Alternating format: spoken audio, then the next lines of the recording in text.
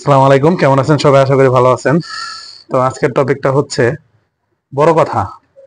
বড় কথাটা টপিক এই জন্যই যে ইতিমধ্যে আমরা সকলে অবগত আছি বাংলাদেশের বিষয় নিয়ে।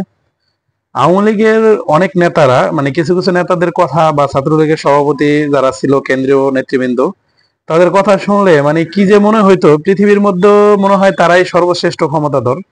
শুধু তাই না, বহির্বিশ্বে আহ তাদের চেয়ে বড় কোনো নেতা নাই, মানে এরকম মনে হইতো তাদের কথায়। আজকে তারা কই? প্রশ্ন হচ্ছে আজকে তারা কই? এই শামীম ওসমান একজন কই? ছাত্রলীগের সভাপতি সেক্রেটারি আলেমদের নিয়ে কি বাজেভাবে কথা বলেছিলেন, আপনারা কই?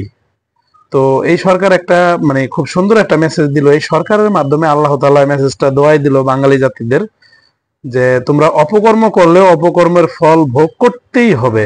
আজ করো, কাল করো, 2 দিন পরে করো, করতেই হবে। তো এখনো সময় আছে। বাংলাদেশটাকে যদি এগিয়ে নিয়ে যেতে হয় তাহলে অতীতের কথা সব ভুলে গিয়ে, ভোলা যাবে না, মাথায় রাখতে হবে। মাথায় রেখে আমরা অপকর্ম না করি, অপকর্ম না করি, সাদা টাকা কালো না করি। আর কালো টাকার কথা কি বলবো, বাংলাদেশটা তো মনে করেন শেষ, শেষ করে দিয়ে গেছে একদম। আর আপনি যদি সৎ থাকেন তাহলে আপনি বাড়ি ছেড়ে মানে পালাবেন কেন, এটা আমার প্রশ্ন। আপনারা অনেকেই জানেন বাংলাদেশের অধিকাংশ নেতারাই পলাতক। আমার প্রশ্ন হচ্ছে যে আপনি কোনো সমস্যা নেই, আপনি পালালেন কেন? আমার প্রশ্ন হচ্ছে